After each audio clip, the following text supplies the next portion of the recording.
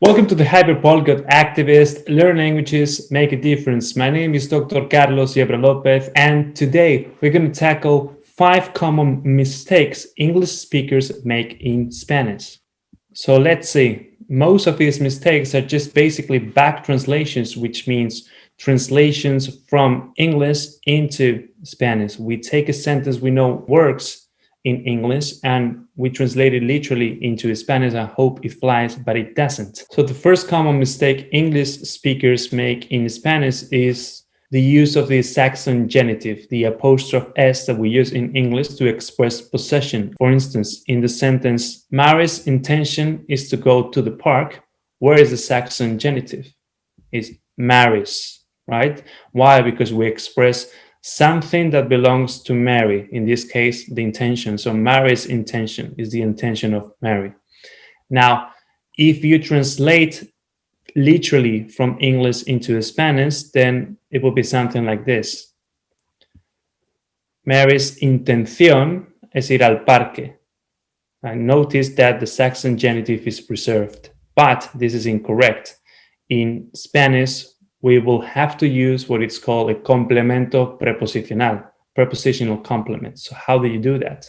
Well, instead of saying Mary's intención, you will have to say something like la intención de, and de is the preposition, Mary. La intención de Mary es ir al parque. So instead of Mary's intención, la intención de Mary es ir al parque. That's a correct sentence in Spanish. Now, the second common mistake made by English speakers in Spanish is ending a sentence with a preposition. That's perfectly fine in English, particularly in informal register. However, you cannot do the same in 99% of the cases in Spanish. So, for instance, let's take the sentence, this is the movie I told you about. This sentence ends with the preposition about. And it's perfectly fine in English. However, if you try to do the same in Spanish, you will have something like, esta es la película que te hablé sobre, right? So the last word of the sentence is the preposition sobre, which is the literal translation of about. However, this sentence that we have been read in Spanish doesn't work. Rather, you will have to say something like, esta es la película sobre la que te hablé. So instead of placing the preposition at the end as the last word of the sentence, which you can do in English, what you would do in Spanish is placing that preposition way before in the sentence. The sentence, esta es la película sobre la que te hablé, will be the equivalent of the sentence in English, this is the movie about which I told you. See, about which I told you, sobre la que te hablé. That's correct in Spanish too. Now, common mistake number 3 is specifying the subject pronoun it. So take the original sentence, that is a castle. It is very big. How do you translate that into Spanish? Well, if you do a literal back translation from English, then the result will be something like, eso es un castillo. Lo, meaning it, es muy grande. Now, this doesn't work in Spanish.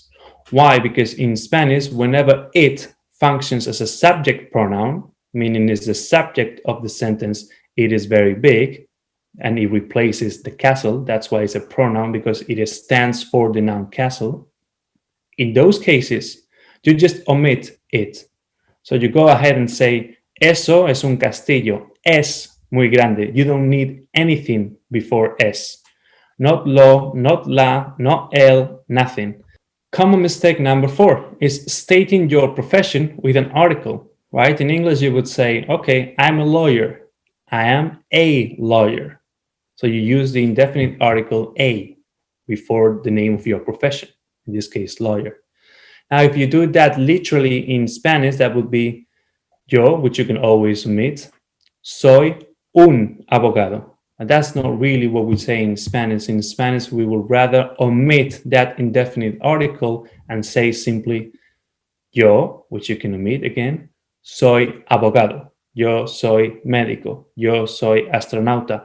Whatever profession you're going to talk about, you will state that profession without. And finally, common quote unquote mistake, number 5, is translating the word another into 2 words. So what do I mean by this? Take the sentence, I want another computer. How would you translate that into Spanish?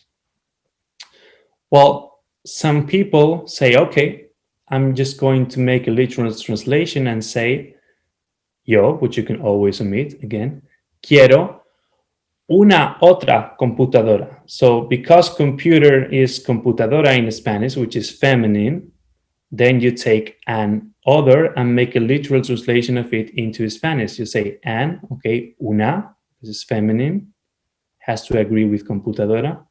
And then other, otra, again, feminine because it has to agree with computadora. The mistake here is to translate another into 2 different words. In Spanish, we translate another into just 1 word, which agrees in gender and number with the noun it accompanies. So it would be yo, which you can always omit, quiero otra computadora. See, we have translated another into just 1 word, otra. Why otra and not otro? Because the noun it accompanies, computadora, is feminine. So this needs to agree with computadora, otra computadora. And finally, I would like to clarify the reason why I spoke of mistakes between inverted commas, quote unquote mistakes, because what I just showed you are not really mistakes as such. It's not as simple as saying, okay, this is right and this is wrong, because languages evolve and change throughout time and space. This means that what is considered right in one particular place and time doesn't need to be considered right in a different time and or place. So for instance, if we go to some of the quote unquote mistakes that I talked to you about, this one, right? Ending a sentence with a preposition. I said that this is the movie I told you about. When you translate it literally into esta es la película que te hablé sobre, that is a quote unquote mistake. Why? Because most people whose first language is Spanish wouldn't use it that way. But there's nothing intrinsically wrong about that sentence. That sentence in a different time and place can be considered correct. And as a matter of fact, as someone who lives in New York, I've come across this sentence, this type of sentence that ends with a preposition as a literal translation from the English equivalent many, many times. So, for instance, with some of my Dominican friends, I've heard this time and again. Esta es la película que te hablé sobre. And because of this influence from English, it's becoming increasingly accepted in informal Spanish to end a sentence with a preposition. Who is to say that within 5, 10, 15 years, this is not going to become mainstream in academic Spanish? Nobody knows. So that's why I don't really speak of literal mistakes, but just quote unquote mistakes, meaning in this specific time and place, all the 5 common quote unquote mistakes we went through are in fact considered mistakes in academia nowadays, but this might change anytime. So thank you so much for watching this video. Please let me know in the comments down below if you have any doubts, concerns, or thoughts. And as always, thanks for watching.